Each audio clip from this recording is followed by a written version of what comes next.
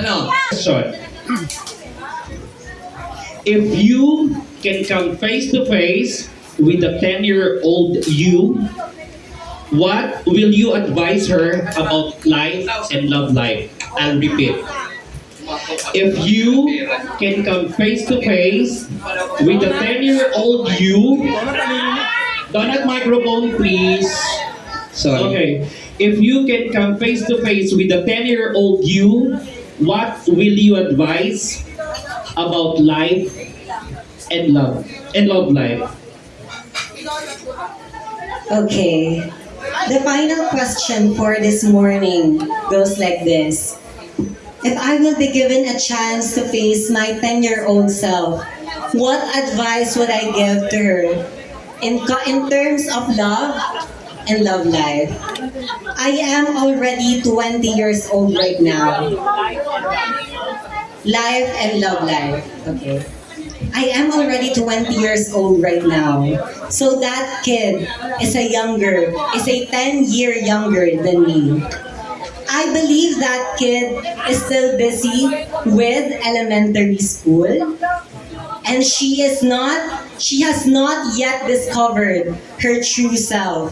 Dahil ang mga bata, ang mga 10 years old sa elementarya ay hindi pa naman alam ang iba't ibang konsepto sa mundong ito.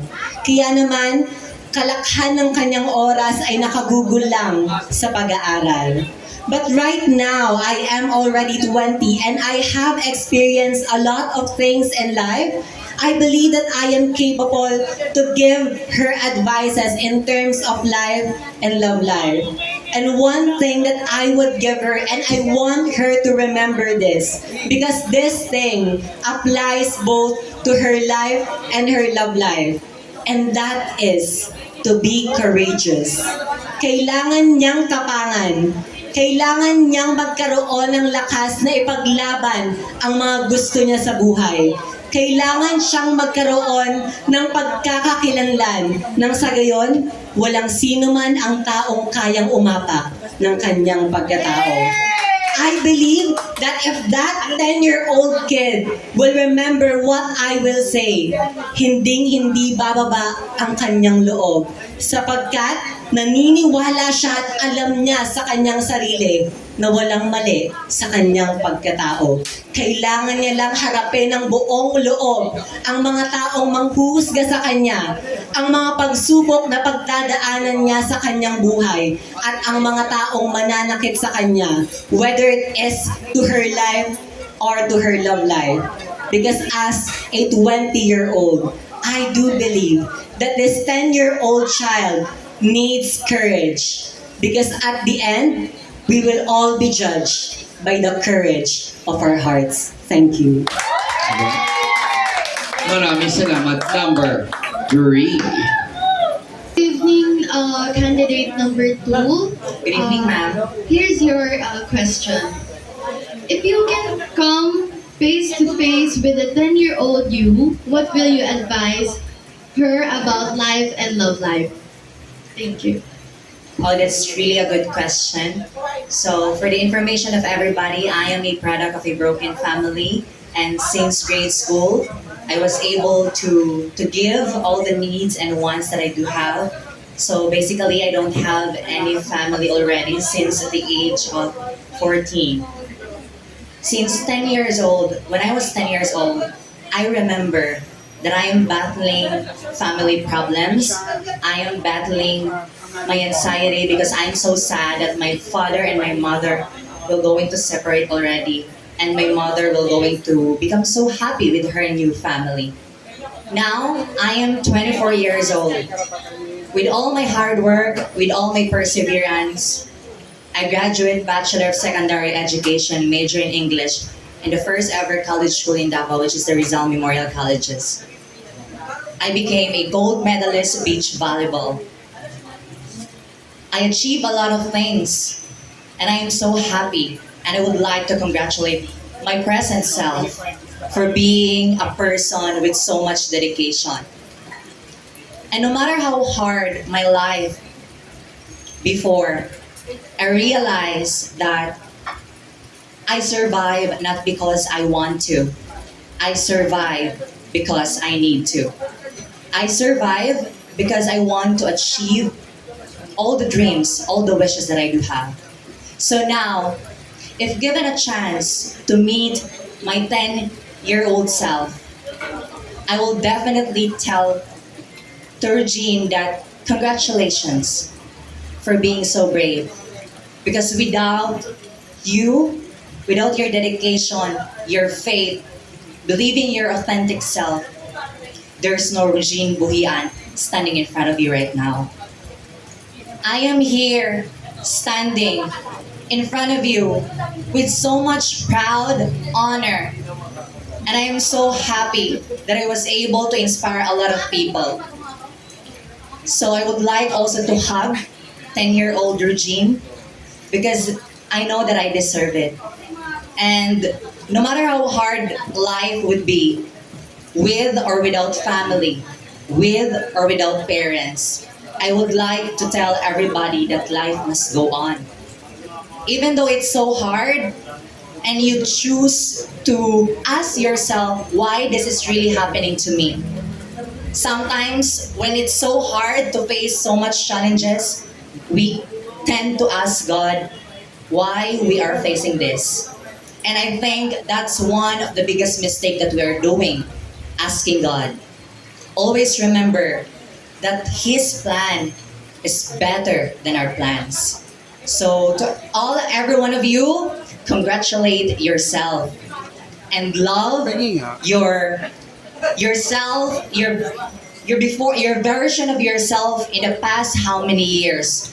Because without those young kids, you were not able to achieve the things that you do have right now. So please take good care of yourself right now so that when you reach the age of 60 years old, you will going to tell yourself that it's a good job that I was able to do good things. Remember, hagas loke, hagas porsoy. Siempre, espejo reflecta, ego mañana. What you do for today should always be the mirror and the reflection of your tomorrow. Magandang gabi. Go! Go sis! Go na! Good evening, candidate number 10. Good evening, ma'am. Here's your question. If you can come face to face with a 10-year-old you, what will you advise her about life and love? I'll repeat the question. If you can come face to face with a 10-year-old you, what will you advise her about life and love? Wow. That was actually a very romantic question at some point. Ladies and gentlemen, this is the very last part of this beauty pageant, and allow me, judges, to answer this question straight from my heart and my mind. What is the message that I can give to a 10-year-old child about life? 10-year-old me about life and love. Well, simple. Do not rush things. Because every moment comes and happens in the right time.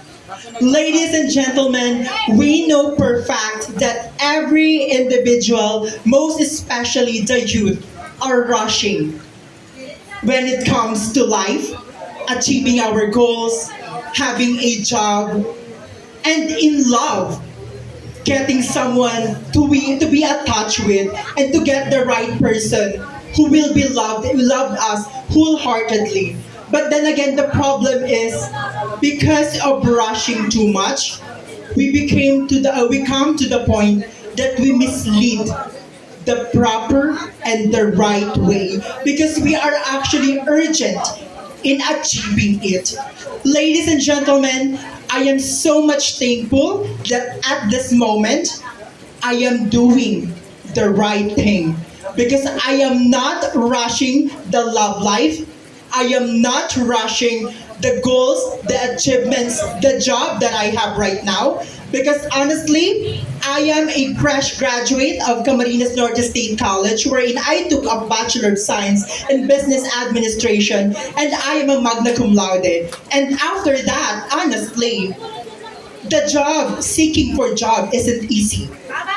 Yet, I find to realize that there would be some point of my life that that job that I am seeking will come in the right path and in the right time.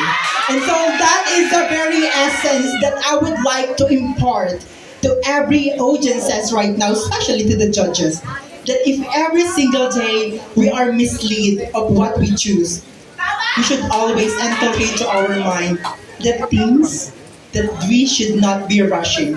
And that is the biggest importance of what we call this. Because if we prioritize our mind over our heart, then definitely we can achieve the pinnacle of success. Good evening, ladies. Face to face with a 10-year-old you, what will you advise her about life and love? I repeat, if you can come face to face with a 10-year-old you, what will you advise her about life and love? Okay, the best advice that I can give to a 10-year-old me is just continue to be yourself. Ipagpatuloy mo kung ano man ang ikinaliligaya o ang kinasasaya ng puso mo. Marahil sa edad mong 10 taon, naranasan mo ang pangkukutya, pang-aalipusta, at higit sa lahat panlalait dahil sa sexualidad na iyong pinili bilang isang tao. Subalit isang payo lamang po ang nais kong ibigay sa kanya. Ituloy mo lang ang buhay at ipakita mo sa mga taong nanlalait at nangaalipos sa iyo na ang batang 10 taong gulang na ito ay tatayo sa inyong harapan, papalakpakan, titingalain, at higit sa lahat mamahalin na ng kararami dahil ang 10 taong batang gulang na ito ay ipinakita kung ano at sino siya bilang isang tao na kailanman hindi ng hamak, nanakit, nagbigay ng pagmamahal at respeto sa mga taong nakapaligid sa kanya. Lagi po natin pakatatandaan mga minamahal kong murado, mga ginigiliw kong mga manonood, wala sa edad, wala sa sexualidad, ang pagiging isang mabuting tao. Kung ikaw, nasa saloobin mo na kung paano o matututo kang rumispeto at magmahal ng ibang tao hanggang paglaki mo, hanggang pagtanda mo, at naririto ako sa inyong harapan, nakatayo, at proud na may sariling negosyo, na ang 10 taong gulang na batang iyon na nilait noon, ay nakangiti at taas noong nakaharap sa inyo. Maraming salamat po.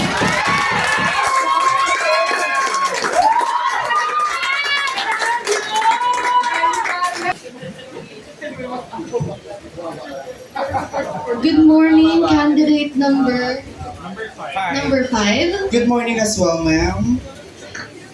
Here's your question. If you can come face to face with a 10-year-old you, what will you advise her about life and love? I'll repeat the question. If you can come face to face with a 10-year-old you, what will you advise her about life and love? Tulad ng aking natura, nais ko pong magpakatotoo sa inyo. Ako po ay isang nagpapakadalubhasa sa larangan ng asignaturang Pilipino. Nais ko pong sagutin ang inyong katanungan sa aking wikang kinagisnan. Ito ang wikang Katagalugan. Balikan natin ang katanungan. Kung may makakausap man ako na 10 taong gulang, paano ko po ba ipapaliwanag sa kanya ang isang buhay at ang isang pagmamahal? Nais ko pong It's the 10-year-old you. Okay. Ika-10 taong gulang po ako. Paano ko po ipapaliwanag ang buhay at pagmamahal? Okay. Maraming salamat, sir. Nais ko pong ipaliwanag sa inyo na ang buhay sa mundo bilang 10 taong gulang ay hindi sapat ang aking kaalaman pagdating sa kung paano ipapalawig ang buhay ng isang tao.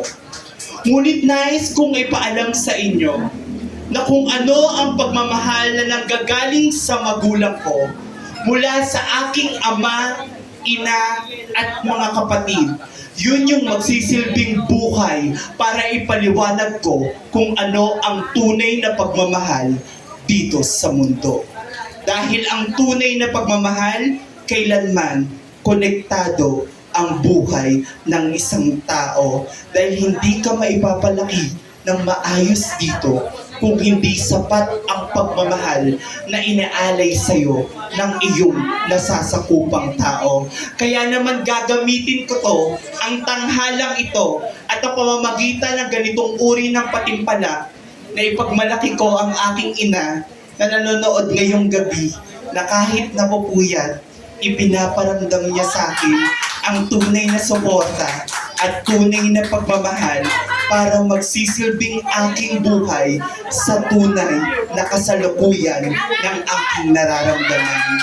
At nais kong ipaalala sa inyo ang tulad ng turo sa akin ng aking maestro o ng aking profesor nung ako'y nasa kolehiyo pa mula sa Latin na salita, solus populis est supremalex. Kung isasali natin ito sa wikang Katagalugan na ang tunay na kahulugan ng buhay ay nasa tunay na pagmamahalan.